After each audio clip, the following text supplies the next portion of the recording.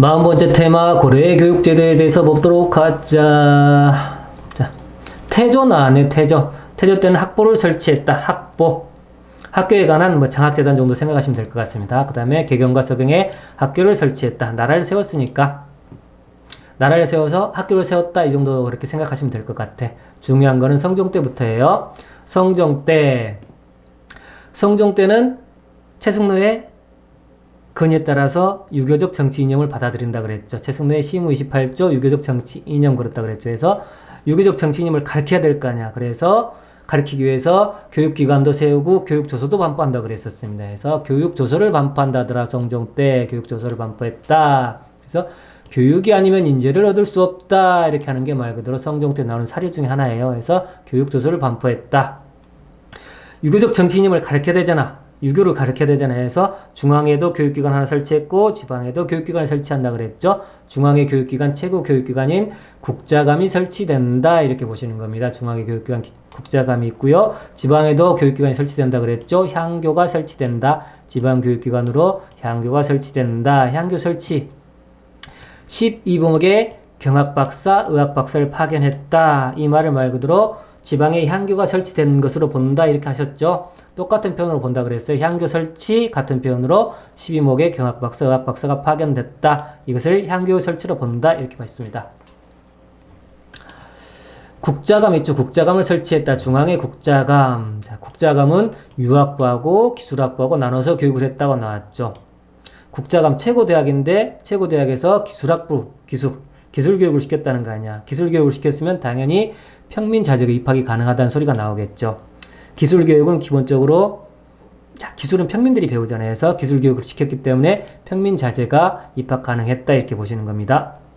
네, 유학부는 신분별 입학이에요. 그래서 높은 사람들 3, 5, 7로 나눠서 3품 이상, 5품 이상, 7품 이상 이렇게 나눠서 세, 5, 7 그러거든. 3, 5, 7, 세, 5, 7에서 유학부는 신분별 입학이었다. 이렇게 보시는 겁니다. 수서원, 비서성. 수서원과 비서성에서 도서관을 설치했다더라. 자, 수서원은 어디냐?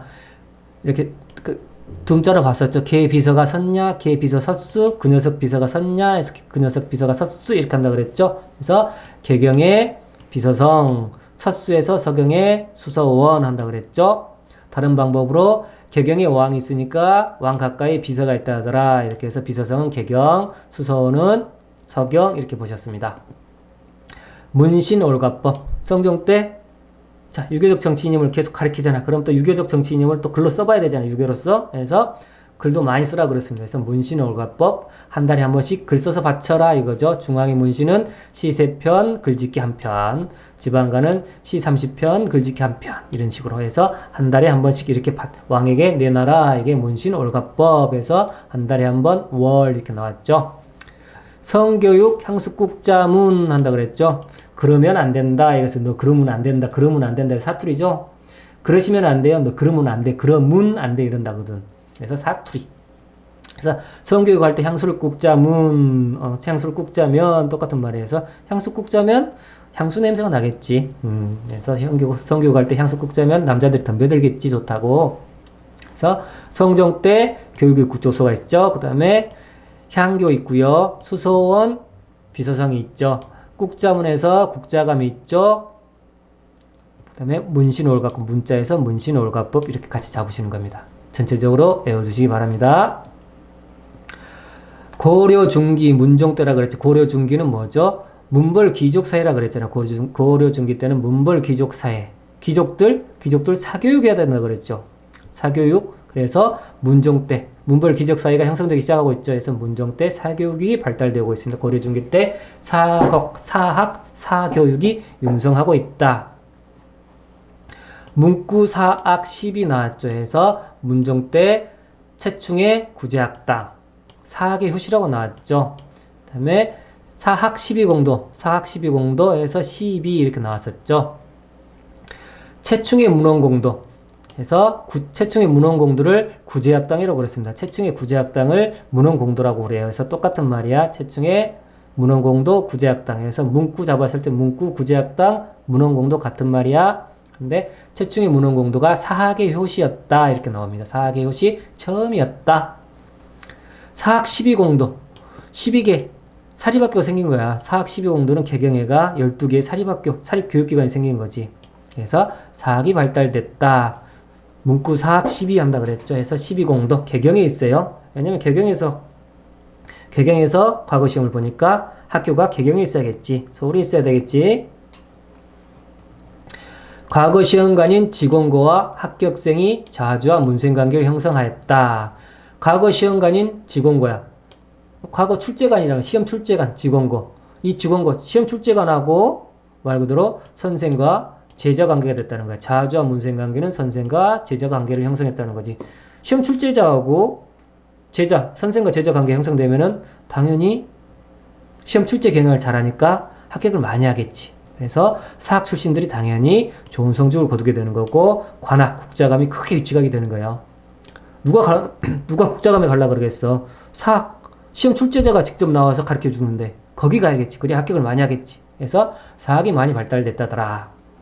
그래서 사학 발달에 따른 학벌이 형성되는 거죠. 이런 학벌이 문벌 귀족 사회 성립에 기여하는 거죠. 자기들 학벌 높은 놈들이 말 그대로 계급이 높아지는 거고, 이런 사람들이 문벌 귀족 사회를 형성시키는 거죠.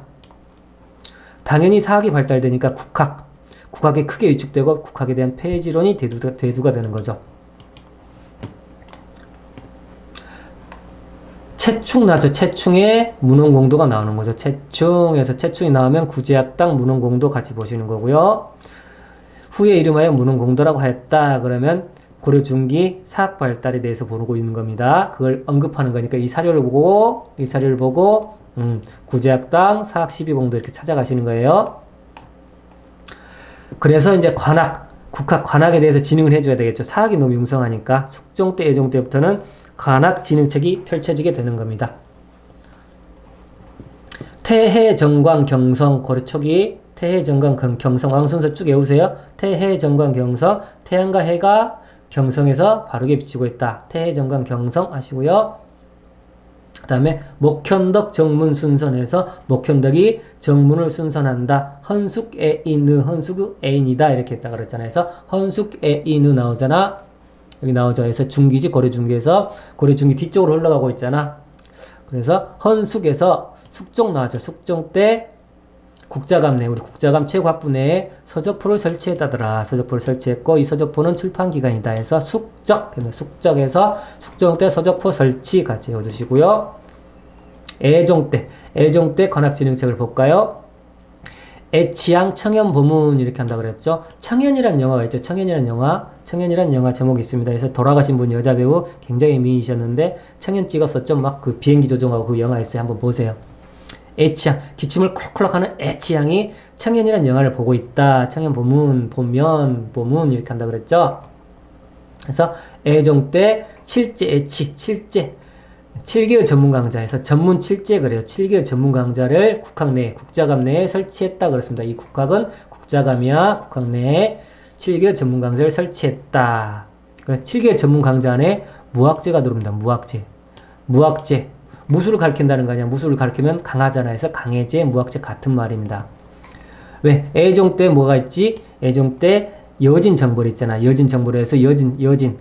윤관이 여진 정벌하고 동북 구성을 축조한다 그랬잖아. 별무반을 만들고 여진 정벌에서 동북 구성을 축조했다더라. 이때가 애종 때잖아. 그지? 그래서 여진을 대비해서 묵가 교육을 실시했다. 그리고 이때 일시적으로 과거 시험에서 묵가를 실시했다더라. 시대적 배경으로 그렇게 할 수밖에 없겠지. 해서 애종 때 일시적으로 묵가가 실시됐다는 건 여진 대비해서 무학제가 설치됐고 묵가 교육을 했고 그래서 묵가 시험을 실시했다더라. 그래서 애무 이렇게 나왔네요. 하여튼 야한 거는 잘 잡아내서 애종 때 무학제가 설치됐다더라. 무학제와 같은 말 무술하면 강해진다 해서 강해제. 칠제 방금 전에 전문 칠제였죠. 전문 칠제의 종류 이렇게 쭉 나왔습니다. 그래서 우리 7급 공부하시는 분들은 둠자 잡고 한번 외워보시는 것도 좋을 것 같아요. 양형고를 설치했다. 양형고 애치양해서 양형고를 설치했다. 그래서 장학재단이라 그랬죠. 관학의 경제 기반인 장학재단이었다. 청형각, 보문각 각자는 도서관, 책각자에서 도서관, 건물각자잖아요. 도서관이다 이렇게 하는 겁니다. 인종 때 나왔습니다. 인종 때 경사육학이 확립됐다 그랬습니다. 국자감에서 경사육학을 가르친다 그러거든. 국자감에서 가리키는 과목들이 있어요. 그래서 이것을 경사육학이라 그래요. 그래서 경사육학이 뭐냐? 국자학, 태학, 사문학 이거는 자 유학부예요. 국자학, 태학, 사문학은 유학부. 그다음에 율서산 그렇죠. 율학사학, 사학에서 율서산에서 6개 학문이 되는 거잖아. 해서 경사육학 이 확립된 게 인종 때다더라. 국자감 내에 경사육학이 확립됐다 해서 유학부에서는 국자학, 태학, 사문학 이렇게 국자학, 태학, 사문학을 가르쳤었고요. 율서사는 기술학부에서 가르쳤다 해서 율서사를 가르치니까 평민자주도 입학 가능했었고요. 국태사 했으니까 국태사는 세57에서 357로 해서 신분별 입학이라더라 이렇게 했었죠. 인육학, 사람 고기학, 사람 고기에 대해서 연구하는 학문 인육학, 무섭네. 인육학에서 인종대 경사육학 이렇게 잡아놓으시면 되겠습니다. 충렬왕 때 보겠습니다. 충렬왕 때 경사교수도감을 설치했다더라 하는 거죠. 경전이죠. 경전과 역사를 가리키는 교수, 전문 교수가 있었다 그러는 거죠. 기존의 제수업을 중시했다는 거죠. 글짓기를 중시했다는 거예요. 그래서 기존 제수를 중시하던 것을 개선하기 위해서 성리학 개선하고 그다음에 성리학 도입에 따라서 경전과 사서 교육을 중점적으로 추진했던 게 경사교수도감이라더라. 그래서 칠품이하 관원들에게 경서와 사서를 가르쳤다더라. 경사교수도감 언제? 충렬왕 때. 국학의 명칭을 성균감으로 개칭했다. 나오죠. 국학의 명칭을 성균감으로 개칭했다더라 해서 국자감의 명칭이 어떻게 변형되고 있는지 변화하고 있는 건지 같이 보셔주셔야 돼. 국자감의 명칭이 어떻게 변하고 있는지 여기서 보셔야 된다는 거죠. 국자감은 성종 때 최고 중앙학부라고 그랬죠. 그래서 국자감을 설치했는데 충렬왕 때 국학으로 충렬왕 1년 때 국학이란 명칭으로 바뀌게 됩니다. 그리고 충렬왕 때 안향이란 사람이 온 나라에서 성리학을 가져온다 그랬죠. 그래서 성리학이 들어오면서 성자가 붙어 해서 성균감이란 명칭이 붙게 됩니다. 그래서 충렬왕 24년 때 성균감이란 명칭으로 바뀌게 됩니다. 근데 이때가 왜냐면 그 충렬왕 때도 되고 충선왕 때도 돼요. 충렬왕 24년 때 충렬왕이 폐위가 되고요. 그 다음에 충선왕이 1차 복위했다가 다시 폐위가 됩니다. 8개월 만에 나가버리게 되죠. 그래서 충렬왕 때 성균감으로 개칭했단 말도 맞게 되는 거고 충선왕 때 성균감으로 개칭했단 말도 맞게 되는 거예요. 왜냐면 이 같은 해 왕이 한번 교체가 됐거든요. 이렇게 교체했다 즉위됐다 이렇게 했거든요. 그래서 맞은 표현을 보십니다. 그 다음에 성균관이란 명칭 정식적으로 들은 건 충선왕 때 들어왔다는 충선왕 때 충선왕이 학문을 굉장히 좋아한다 그랬죠. 그래서 성균관 온나라 성리학에 대해서 쭉 많이 가르친다 그랬죠. 성리학자들과 많은 교류가 있다 그랬어요. 조명부하고 고래 이재현이란 대학자들과 교류를 많이 시켜준다 그랬죠. 그래서 이때 성균관 최고학부 명칭이 조선의 최고학부가 되는 거죠. 나중에서 성균관이라는 명칭으로 바뀌었다. 알기 쉽겠죠. 왜냐면 충선왕이 만권당을 만들었잖아요. 만권당 학문을 좋아한다 그랬어요. 그래서 성리학의 최고학부를 만들어주는 게 이제 성균관을 붙여준 거예요. 성균관. 그래서 성균관 최고학부. 그래서 이게 조선의 최고학부가 되는 거지 나중에. 성균관이라는 명칭 언제 들어왔다? 충선왕 때. 충선왕은 성리학의 대가였다는 거죠. 조명부하고 함께 학문 연구를 굉장히 좋아했었고 그 다음에 고래 이재인이라는 학자도 있었다. 이렇게 보시면 연상하면 성균관, 충선왕 이렇게 하셔야 됩니다. 자, 공민왕 때 관제복구로 공민왕 때 말 그대로 온 나라 관제를 다 폐지하고 관제를 복구했다 그랬잖아. 어디로 돌아간다 그랬죠? 문종 때 관제로 돌아간다 그랬잖아. 그래서 잠시 국자감이라는 명칭으로 갔었어요. 다시 복귀했다가 다시 나중에 성균관으로 다시 개칭하게 됩니다. 여기까지 보시면 되겠습니다. 그 다음에 안향이 성리학을 들어왔다. 안향이 온 나라에서 성리학을 가져왔다 그랬죠. 충렬왕 때 해서 안향의 건으로 장학재단인 양형고가 아까 전에 있었잖아요. 양형고에서 애치양 할 때 양형고가 있잖아요. 이것도 장학재단이잖아. 근데 양형고를 보충하기 위해서 서막전을 설치했다 해서 양형고 기능을 보충했다. 그 다음에 성균관 대성전에 있으면 성균관에 쭉 그 건물들이 있잖아. 그래서 성균관 대성전이 있어요. 가장 중심 건물이겠죠. 성균관 대성전을 개축해서 거기다 공자의 사당이 문묘를 건립했다. 언제 공자 사당이 문묘가 들어온 거 언제? 충렬왕 때 건립했다. 이때 공자의 사당이 문묘를 건립했다. 그러면 충렬왕 때 업적으로 맞게 보는 겁니다. 열렬교수 성감 써막 공짜 그런다 그죠. 열렬한 교수라 이거죠. 열렬한 교수가 성감대 있잖아. 성감대 썸학에 대해서 공짜로 알려주고 있다는 거지. 열렬교수 성감 썸학에 대해서 공짜로 알려주고 있다. 열렬교수가 성감과 썸학에 대해서 공짜로 알려주고 있다. 열렬교수 성감 썸학 공짜 이렇게 하는 겁니다.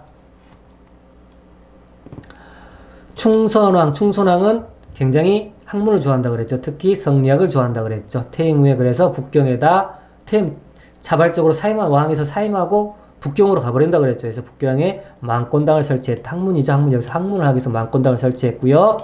고려학자 이재현 등 고려학자들과 온나라의 대학자 조명부 등과 교유하도록 도와줬다. 이렇게 하는 거죠. 그래서 성균관이란 명칭이 나왔다 그랬어요. 공민왕 때는 순수 유교 교육기관으로 개편했다. 성균관을 순수 유교 교육기관으로 개편했다. 이 말이 나옵니다. 공민왕 때 표현으로 뭐가 나오냐? 공민왕 때 성균관 말 그대로 교육기관에 관련해서 나오는 지문이 이거야. 그래서 성균관을 순수 유교 교육기관으로 개편했다. 그래서 기술교육 여기서는 이제 하지 않습니다. 순수 유교 교육이니까 성균관을 자꾸 말이 헷갈려서 꼬여서 성균관을 순수 유교 교육기관을 개편했다 그랬잖아. 그러니까 당연히 아까 전에 기술교육을 했었잖아. 그지? 성종 때는 기술교육을 했었잖아. 초창기 때. 그런데 이때 순수 유교 교육기관이니까 기술교육이 폐지가 되는 거겠지. 그래서 유교 교육은 강화되는 거고요. 그래서 고민왕은 순수하다. 고민을 많이 하는 사람은 순수하다 해서 순수한 유교 교육기관으로 개편된 건 언제? 공민왕 때. 그래서 기술교육이 폐지되는 거야. 오케이. 공민왕 16년에 성균관을 다시 짓고 이색을 성균관 대사성으로 삼았다 해서 이 왕 이름을 싹 지우고 나서 성균관을 다시 짓고 이색을 성균관 대사성으로 삼았다. 언제? 공민왕 때. 이렇게 하는 겁니다. 국자감이란 명칭 언제 달았죠? 국자감의 명칭은 성종 때 중앙 최고학부로 국자감을 설치했다 그랬죠. 그래서 국자감이 나중에 국학으로 바뀌고 성균감으로 바뀌었다가 성균관으로 바뀌었다 그랬어요. 국자감은 크게 유학부, 기술학부 이렇게 나눈다 그랬죠. 유학부하고 기술학부로 나눠서 기술학부는 어차피 기술을 배워야 되니까 팔품이야. 하급관료 자제하고 평민들이 같이 전공별로 입학했다 그랬죠. 평민들이 입학했다. 그래서 이거는 율서산에서 전공별 자기가 가고 싶은 거. 율은 법률이잖아. 법률할 때 율자고 서해하죠. 서해. 글씨 쓰기. 산수할 때 산학. 그래서 율서산 해서 전공별 입학이라더라. 유학부는 국태사에서 국자학, 태학, 사문학 간다 그랬죠. 국태사 세오칠 해서 국태사 세오칠 국태사란 절에다가 새롭게 오칠을 했다 그랬죠. 오칠해서 국태사 세오칠 이렇게 하는 겁니다. 그래서 유학부는 국태사 세오칠로 신분별 3품 이상, 5품 이상, 7품 이상 나누잖아요. 그래서 신분별 입학이라 하더라. 그리고 국태사 플러스 율서산 하면 6학이잖아. 그래서 경사 6학 해서 인육학에서 인종 때 경사 6학이 확립됐다더라. 이렇게 배웠었죠. 유학부에서는 당연히 유교 경전을 배우고 문해도 배우고 글 짓는 것도 배우고 같이 배우겠죠. 유학 국자감은 기본적으로 9년입니다. 유학부는 기본적으로 9년, 기술학부는 6년 같이 배우셨고 그 다음에 이걸 외워보셔야겠죠. 국회에서 유학을 간다는 거죠. 국감 유학. 국회에서 유학을 가면 우리 세금 태워서 국가에서 세금을 태워서 사치스러운 구경을 가기도 하잖아. 국회의원들 잘 생각해봐. 국감 한다면서 유학까지 국회의원들이 해서 우리 국가 세금을 태워서 사치스러운 구경을 한다 그랬죠. 국자감의 유학부는 국세. 자, 국자학은 3품 국세, 태학은 5품 태워, 사치에서 사문학은 7품, 구경에서 연하는 9년, 유교 경전, 그 다음에 재수로까지 같이 한다. 그래서 국자감까지 같이 보시는 거예요. 율서 산학교의 기술교육은 해당 관청에서 실시했다. 국자감의 기술학부에서 율학사학 산학을 가르쳤다 그랬잖아. 그러면 나머지 기술교육은 어디서 가르쳤느냐? 해당 관청에서 가르쳤다. 그럼 조선시대하고 좀 비교를 해봐야 돼. 그래서 조선시대 때는 모든 기술교육을 해당 관서에서 가르쳤다. 이렇게 하는 겁니다. 최고 기술학부에서 가르치질 않아요. 학교가 없어. 그냥 해당 관청에서 가르쳤어. 조선시대 때는. 자, 최고 교육기관 중 국자감만이 유일하게 기술교육을 실시했고 기술교육을 실시했기 때문에 평민 자제가 입학이 가능했다. 이렇게 보는 겁니다. 고려시대 평민들은 국자감에 들어갈 수 있었다. 왜? 기술교육을 했기 때문에. 맞는 표현. 다만 향소 부국민들도 양민이라 그랬죠. 그러나 국자감 입학은 금지된다 그랬어요. 특별한 제한이 가해진다 그랬죠. 향소 부국민들은 특별한 제한이 가해진다 그랬어요. 그래서 과거에 응시할 수 없고 국자감에 입학 금지라 그랬죠. 고려시대 평민들은 국자감 유학부에 들어갈 수 있었다. 이건 안 되겠지. 자, 유학부는 신분별 입학이 그랬죠. 세, 오, 칠에서 3품, 5품, 7품 이상들이 이렇게 쭉 나눠진다 그랬죠. 유학부는 7품 이상 관료 자제만 입학할 수 있었다. 해서 세, 오, 칠에서 7품 이상 관료 자제만 입학할 수 있었다. 맞는 표현 이렇게 가는 겁니다.